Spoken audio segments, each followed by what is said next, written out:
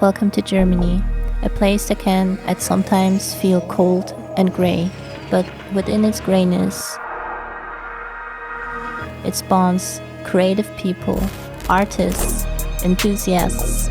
In the heart of Essen, there is a motor show held every year that shows the colorful car scene hidden beneath the strict rules of Germany, the Essen Motor Show. Back in Asia BKK, they really showed me there were no limits to modifying your car. However, in Germany, that's quite different. We have so many limitations here, and yet people still modify their cars. People still take them to the track. From tuning and modding, reaching to our unique motorsport. Let's get into it. We spend thousands of euros on top of the already very expensive modding and car ownership in Germany. The last thing that you then want is for police to still doubt papers and registrations, which is sadly a thing that happens here. Wir wurden schon mal stillgelegt, zu Unrecht. Das ist dann auch vor Gericht alles so durchgekommen. Dann die Polizeikollegen gesagt, dass der Wagen wohl zu tief sei und haben den Wagen dann mitgenommen. Vor Gericht ist dann rausgekommen vom TÜV-Prüfer, dass alles in Ordnung ist. Ich finde das unverhältnismäßig. Den Auspuff behält die Polizei als Beweismittel. Even if everything was conform and everything was alright, you might still have to cover all of the costs, which I don't think this is targeting the people that they're actually looking for. Mit TÜV alles einfach gewesen? Ja. Ja? Ja, war alles einfach. Das heißt, du wirst auch nicht oft angehalten und sowas? Doch, ich werde oft angehalten, ja, bestimmt schon 10-mal. Und wo wohnst du? Nähe München. Okay. Ja, also Nähe Stadt, ja. Zweifeln die denn an was an oder sowas? Ja, kommt öfter mal vor. Ja, weil wir merken das halt auch, dass man alles sich die Mühe macht mit TÜV und sowas und dann trotzdem angezweifelt. Und ich finde, dass die Mühe manchmal eher in was anderes reingehen sollte. Du rast ja bestimmt auch nicht rum. Ja, das stimmt.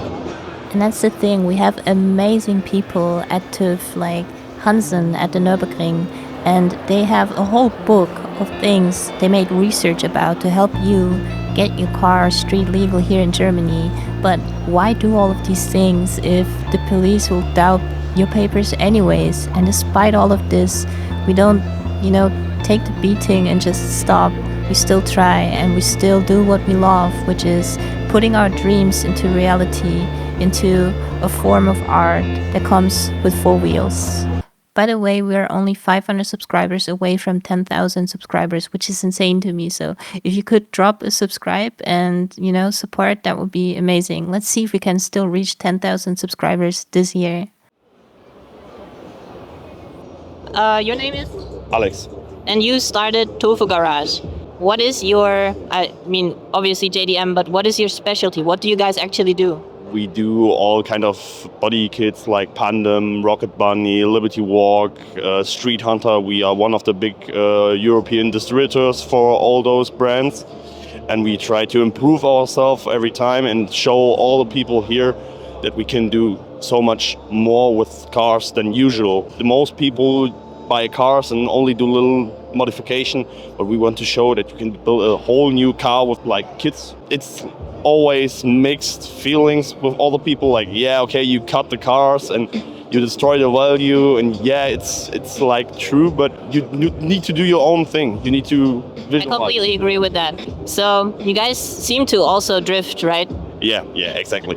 This is our S13 competition car. What engine? An LS3 from a Camaro. It's like a heart project of mine. We always wanted to do the LS3 in the S chassis. It's one of the best and reliable motors that you can put in drift car. Not TÜV, right? No, but it's possible with TÜV. It's tough. Even with the engine swap.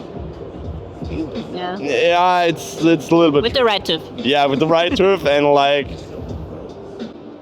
yeah, the main problem in Germany is like always the papers. So you pay around 70k just to get the engine swap with all the papers to drive it legal. You can buy an LS3 with all the stuff for around 5 to 8k. Yeah, but still you need to pay those amounts to just drive it legally, and still they can just say, yeah, okay, I don't trust you that it's legally obtained, so we can just tow your car anyway. So it doesn't even matter. It's like a really hard time right now to do like nice stuff.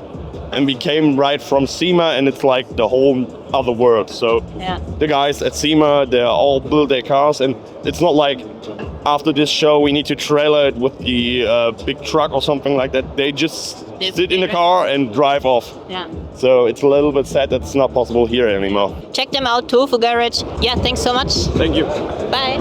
And that day, I got so lucky to run into one of my absolute childhood heroes. All of the odds in the entire universe were absolutely against me. Microphone died. Out of all of the moments ever in my entire career, why this one? Like, can you imagine? I never had this happen before. I checked the battery status every time. And this one moment, you're telling me it just ran out of battery. Yeah, but we will meet again, Jean-Pierre. You okay there, Elena? Go away. But why? Microphone didn't work. Go away. I don't want to talk. We got to interview him and then the mic didn't work. No audio. Sadly, the interview was really good and also quite long, but I'm pretty sure we will meet him again at some point, hopefully. Hast du ein Auto? Ja, Ist der modifiziert? ja. Ja. Jetzt rein leistungstechnisch nicht. Ja. Vom Aussehen wurde schon was gemacht. Ja. Ja. Hast du ein Bild? Bild, mal schauen. V6 Switch Cabrio, außen Saphir schwarz. Wirst du manchmal angehalten? Ja, es geht schon. Also in Großstädten schon, aber da wo ich herkomme, ist halt nicht wirklich eine Großstadt. Ja. Da ist schon ein bisschen ruhiger. Ja. Hast du aber alles eingetragen? Ja, ist schon alles eingetragen, ja. Everything has to be registered here if you live in Germany, from spacers to wheels to everything, the suspension, if you change the front bumper, if it's just a trunk lip, if it's a front lip, all of these parts need a TÜV certificate, and on top, every part that you change has to be checked by an official TÜV inspector, basically. You from the Netherlands? Yeah, I'm from the Netherlands. So you don't have to deal with regulations here in Germany? No, not at all. Not at all. Luckily. Yeah. What do you think of regulations in Germany? I think they're very hard on the car people, like the hobbies. Ja. They destroy it, I think. Weil ich finde, es ist ein bisschen übertrieben manchmal. Auf jeden Fall. Ja. Weil wir tragen schon alles ein, da wird trotzdem alles angezweifelt. Und ich finde das immer komisch. 4, 5 Cops stehen dann an deinem Auto, weißt du? Das ist schon zum Teil Schikane, ne? Ja, und dass wir den Fokus auch mal woanders hinsetzen würden mit derselben. Auf jeden Fall. Man sollte es auf jeden Fall ruhiger angehen und nicht so streng damit umgehen. Wir sind auch nur zum Teil, größtenteils alles Jugendliche, die ihre Jugend zum Teil ausleben wollen. Ja, genau. Finde ich gut. Viel Spaß mit deinem E46. Achso, ja, danke. Ciao, hau rein. Ciao. And that's exactly the thing. The worry for me lies in those moments that I leave my hometown here and I drive 200 kilometers to who knows where, to the Nürburgring or wherever, like Spa or whatever. And I'm on the way back and I get pulled over and someone says, you know, they are doubting that this is street legal. A few weeks ago, I have finished my 1M conversion and I drove 3,000 to 5,000 kilometers, somewhere in between that.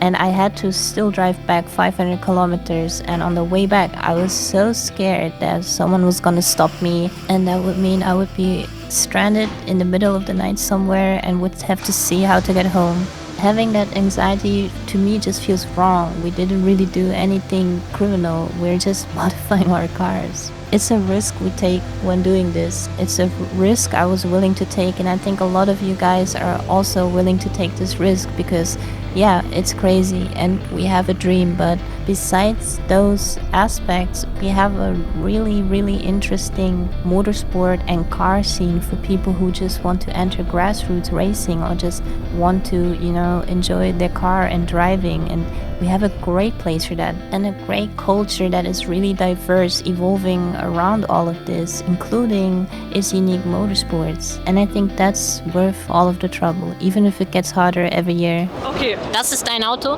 ja, ist mein Auto. M2? Competition, ja. Competition. Ja. Okay, was hast du dran gemacht? Oh, sehr viel. Die ganzen Carbon-Teile, alles M-Performance-Teile. Ich habe einen KW V3 drinnen, 6.9 Wheels, dann eine Aulitzky-Abgasanlage. Genau, innen auch ein paar Veränderungen. Das nächste wird dann Software und Leistungssteigerung. Ja, kommt noch ein bisschen was. Auf jeden Fall wunderschönes Auto, auch wunderschöne Farbe. Lackiert? Das ist Folie. Habe ich auch gemacht.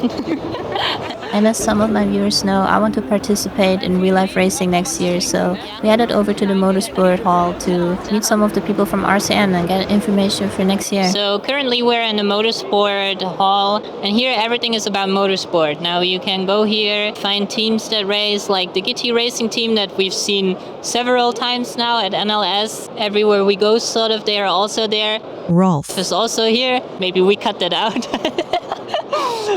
You went to see what right now? The Motorsport Academy, because I'm an instructor and they can provide your license for next year. So I should also go there still. Yeah. Like you heard, like if you really want to prepare for racing and stuff, you can really gear up. You can make your connections. You can network here. I'm sort of surprised how much this is centered around motorsport, if I'm honest. It's not like the tuning kind of stuff that you expected. You find that here too, but a lot of motorsports and just really nice. I feel much at home here, so that's really nice. I would say let's go over there and then check out the stuff.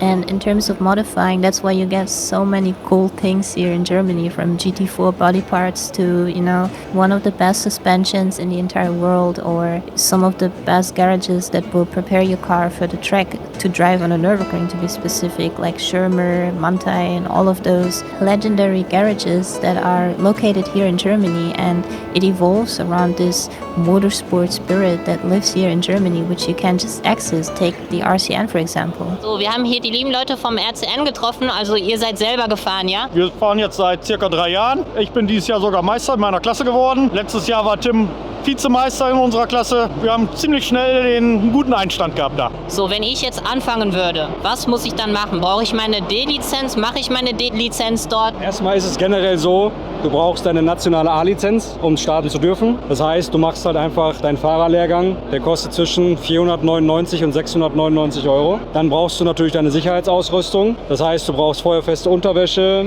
Kopfbedeckung, Oberteil, Hose und Socken. Du brauchst einen feuerfesten Rennanzug, Handschuhe und noch einen guten Helm und ein Handsystem. Wenn du das alles kaufst, absolute Basisausstattung, bist du erstmal, ich sag mal, ja, 1500 € weiter. Ja. Dann gehst du hin und brauchst natürlich auch ein Auto. Wenn du ein Auto hast, ist gut. Ja. Wenn du kein Auto hast, es gibt genug Teams, die vermieten dir ein Auto. Ja. Dann kehrst du ganz normal hin, gibst deine Dokumente ab, machst alles in der technischen Abnahme und dann fährst du eigentlich schon los. Und was kostet mich so ein Wochenende RCN? Weil ich habe nämlich mal davon gehört, dass man irgendwie eine Trackversicherung zahlen muss oder sowas.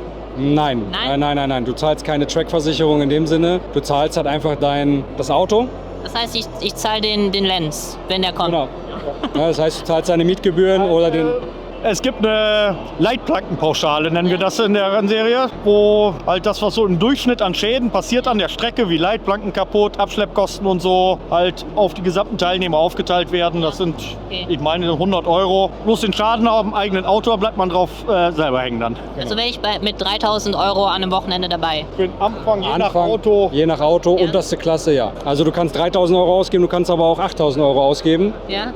Aber ich sag mal, fang klein an, das ist besser. Ja. Das war auf jeden Fall schon mal hilfreich. Und ich finde, das ist auch noch einer der wenigen Sachen, die man machen kann, wenn man diesen Traum hat, oh, ich möchte Rennfahrer werden oder sowas. Das ist noch sehr nah. Also es ist auf der Nordschleife die einzige Einsteiger-Rennserie. Du kannst natürlich auch noch GLP fahren.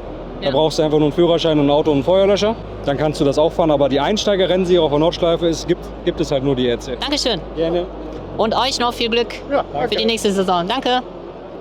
Like always, we run into Race Room, and they're also here at the Essen Motor Show with DTM, like always. And they invited me to test this beautiful rig here. So I want to give it a try. And like I said that every time I visit this, I can just jump into the rig and drive without any problems. Because you really feel connected to the car, and there's not much going on, like not much. I have to learn the sim and all of that stuff. You just sit and then you drive. I mean, I made an entire video about how sim racing and real-life motorsports is now going hand in hand, and it shows here as well again, where we have real-life car events and sim racing just being everywhere. And no, I am not sponsored by Race Room or anything. I just really think that this is one of the few sims that you don't have to, learn the physics in the sim or whatever. You can really just jump into it and drive. And yeah, my first time in the TCR.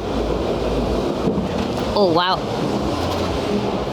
Yeah, like in the M240 iCup, you sit very low, but not too low. Honestly, the front is very, oh, this is for really tall people.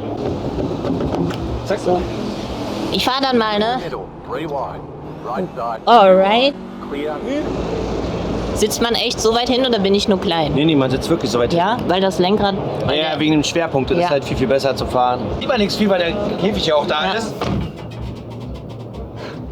Also ist schon minimal. Und was braucht man dafür, wenn man das fahren will? D-Lizenz, ne? Also bei der RCN reicht eine A-Lizenz. Ja.